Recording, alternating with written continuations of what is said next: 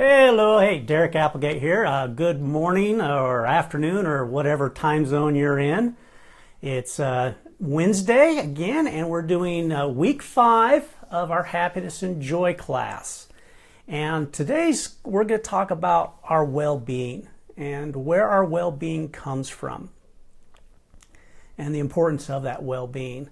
But first, I want to also just thank you for showing up. And whether you're online at this time, watching it live, or whether or not you see some of the broadcasts that I do, whether you see it from the post on YouTube, or whether you visit Mindset of Happiness and Joy fan page and see it there, I really enjoy doing this, and I plan on continuing to doing this for at least another 3 weeks. We've got, like I say, an 8-week course altogether that we're going to be talking about.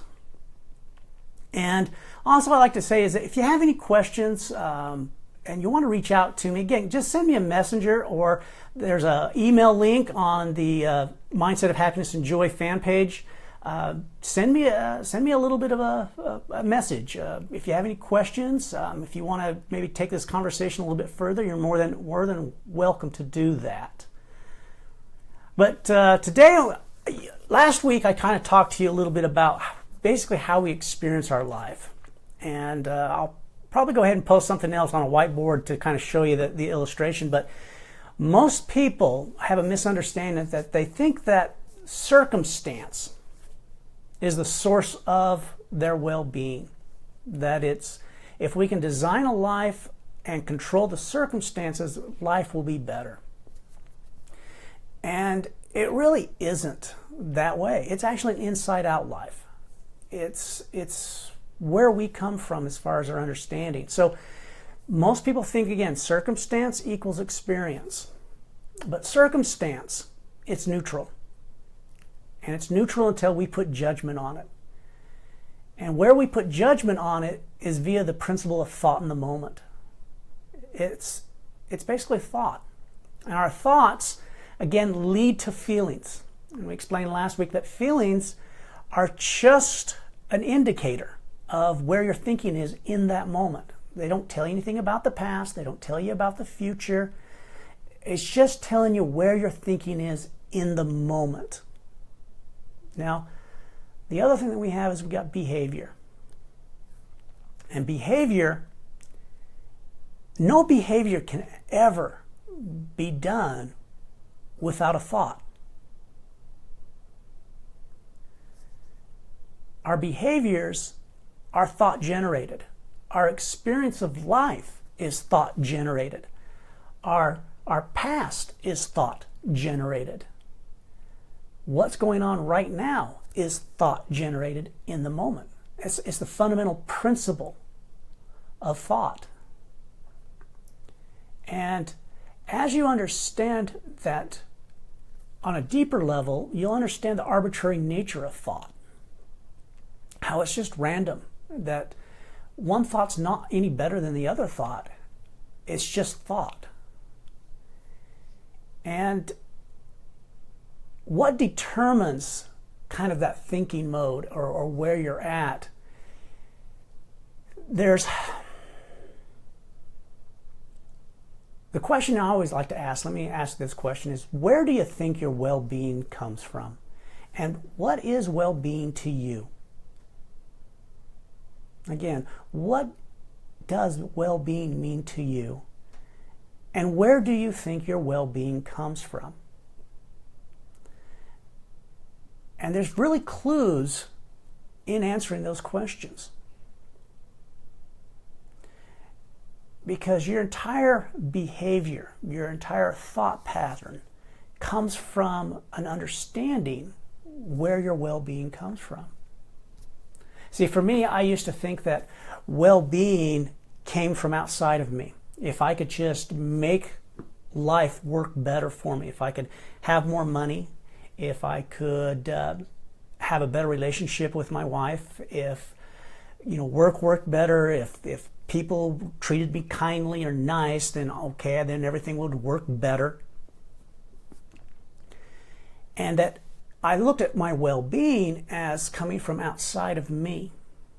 Now, when there's implications about where you think your well-being comes from on how you're going to behave. So in a sense of, if you think your well-being, your security, your sense of happiness, joy comes from, let's say, money, there are certain implications on how you're going to look at money and how you're going to treat money.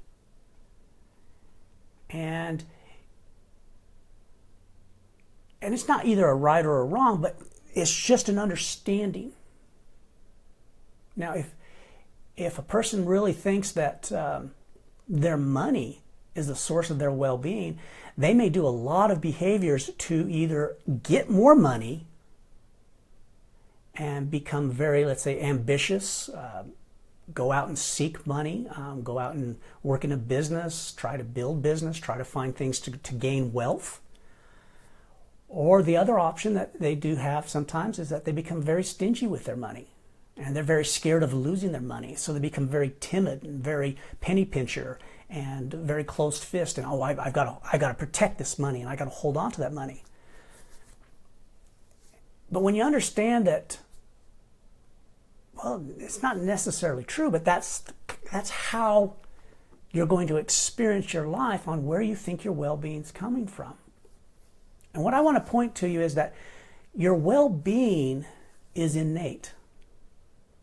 It's something you were born with. It's an inside-out world. And when you understand that it's innate, that it cannot be taken away from you, nor can it be gained by any outside sources,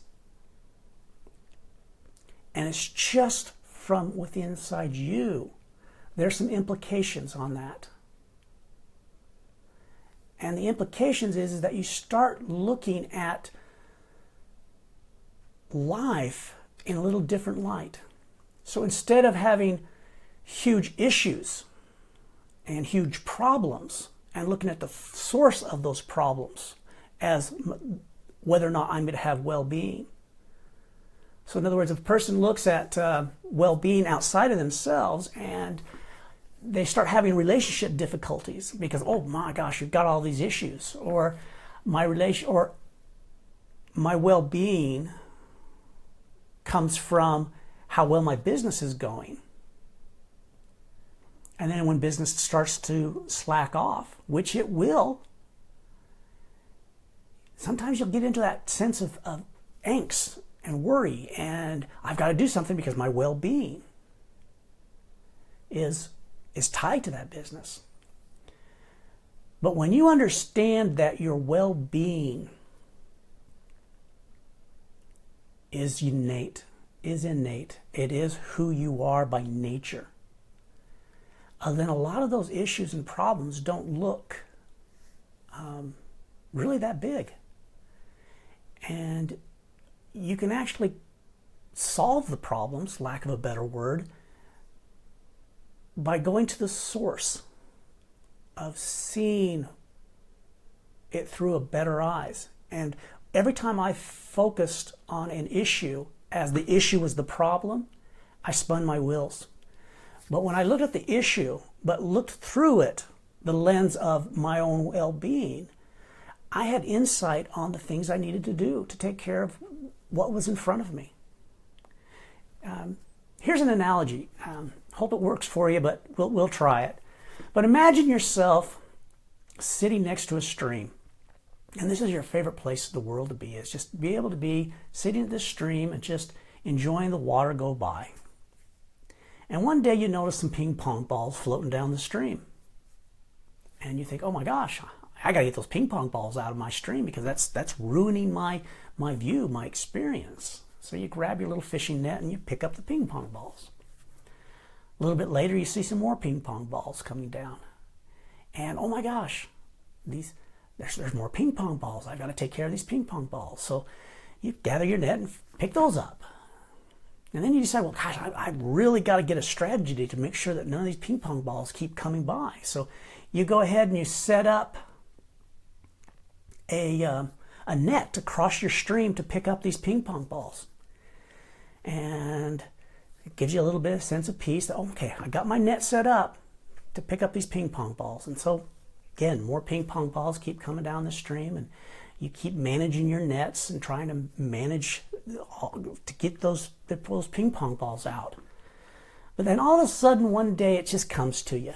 Where are these ping pong balls coming from? Where's the source? So you decide to go upstream a ways. And as you go upstream a ways, you realize and you find that there's a ping pong ball factory. And they're accidentally just spilling some ping pong balls into the stream. Now at that moment, you have two choices. You can either go, oh, well, that's where they're coming from, and go back to tend your nets and picking up those ping pong balls. Or do you go into the building, talk to the managers, the people in charge, and point out to them that, do they even know that ping pong balls are being thrown into the stream? And you may find that they don't even have a clue that they're being put in. See, that's the beautiful thing about it, is that most people that live on an outside-in life look at the problem as something that they need to fix, rather than going upstream to find the source of the experience. And that source of that experience is your well-being. It is thought in the moment. And when you understand that this well-beingness is so powerful, because it's innate, because we are born with it, it's something that we just are naturally drawn to. And I will dare say that every behavior that every human being does, they do it for only two reasons. The first reason that they do it is that they are doing the behaviors because they have a desire to get back to their well-being. They feel that they have lost their well-being and they need to get it back. The second one is that they're scared of losing their well-being, and they will do behaviors to do anything to keep their well-being. And this is anything. If a person's well-being thinks it's coming from money, if it thinks that it comes from your relationships that you have with people, it thinks that your well-being comes from the lack of being criticized or any of that type of stuff, you're going to treat it a little bit different. You're going to do behaviors because you want to keep your well-being, or you want to get to a place of well-being. So when I look at people who have issues, who have problems in their life, I don't see them as problems. I see them as them trying to get back to their well-being, and a misunderstanding of where their well-being really truly comes from. I don't know if this is resonating with any of you, but I found that to be true in my life. A few years ago, I was doing some work at a youth center for young women, and this woman came in, this young girl came in, and she had scars on her arms. She was a cutter. And the first reaction in my mind was, oh, well, that's a special brand of crazy. And I had a little bit of judgment on, gosh, what would cause a person to do that? And as I started getting more of an understanding of well-being and innate health, I realized that she's doing that because that's the best thing her thought in the moment told her to do to get back to her well-being.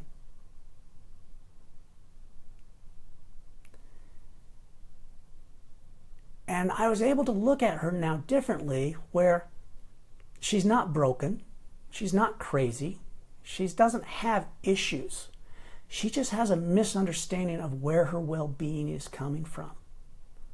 The same thing with the person who drinks, the alcoholic. He's doing the best thing he knows how to do in the moment to get back to his well-being.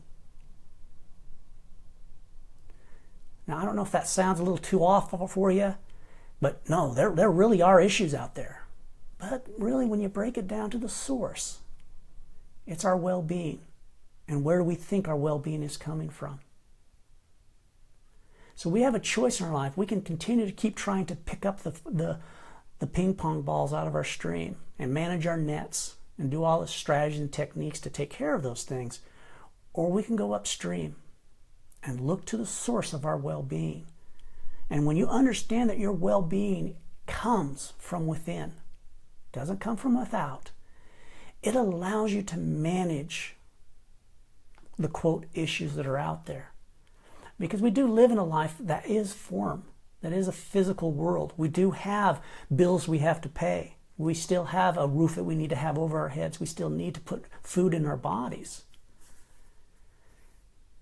But if we think that our source of our well-being is the type of home that we live in, or the type of job that we have, or who we are connected with as far as our personal relationships, whether it's a husband and wife, significant other, if you think that those are the sources of your well-being, it's just a misunderstanding. So this week, I'd like you to ponder on those questions. What does well-being mean to you? And where do you truly believe your well-being comes from? And ask yourself those questions. What's the implication if I really believe that my well-being comes from outside of me? See, I used to get to a point where I thought that well-being came from basically the lack of being criticized. That if I was criticized in any way, I would lose a sense of my well-beingness. As I started to do more work and live a little bit longer, I realized that criticism is basically a part of life. You can't do anything without someone doing some criticizing. Especially if you do anything that's very visible and out in the public. And for me, I don't know about you guys, but I was my own worst critic. I beat myself up horribly. But as soon as I started to see that my well-being didn't come from outside me, it didn't come from the criticism. And I accepted that, you know what, some people are going to criticize me. And you know what, sometimes I'm going to get critical of myself and I'm going to get up into my head. And those times that it bothers me, it's just because I fell asleep to the realization of where my well-being is and how I really experience life. And we experience life via thought in the moment. My feelings are just an indicator of where my thought is in that moment. But there's nothing, no circumstance that can ever take away or give me my sense of well-being. And how would that be in your life if you really, really, truly understood that your well-being came from within? That it was a part of you. And there was nothing you needed to do to be happy, to be loved, to be cared for, to have a sense of security and your well-being, that it's innate. I enjoy doing these classes. I really, again, appreciate you showing up.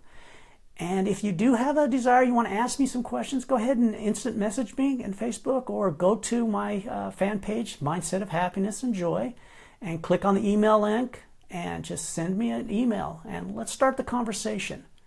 I'd love to see and hear from you. Thanks again. This is week 5. Check out in the next day or two, I'm going to be doing some whiteboard videos that maybe kind of illustrate what we talked about today.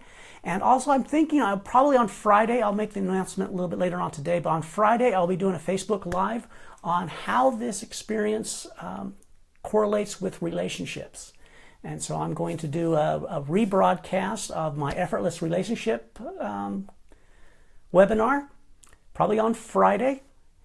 But until then, thanks a lot, and I will see you for sure next Wednesday, and let's keep the conversation going. Send me a message and like this, and send it to your friends, because I believe this information is important. Hey, thanks a lot. And Joe, nice to see you. Talk to you later. Bye.